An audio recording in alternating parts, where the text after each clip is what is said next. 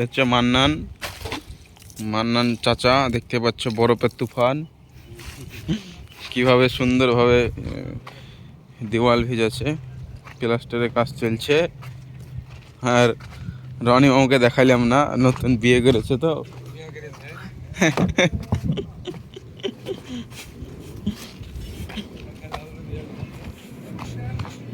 ভেলাতানের GCP.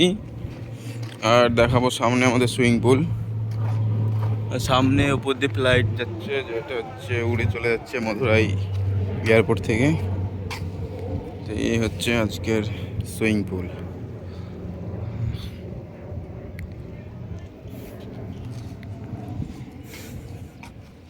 Club house ওদিকে ready হচ্ছে।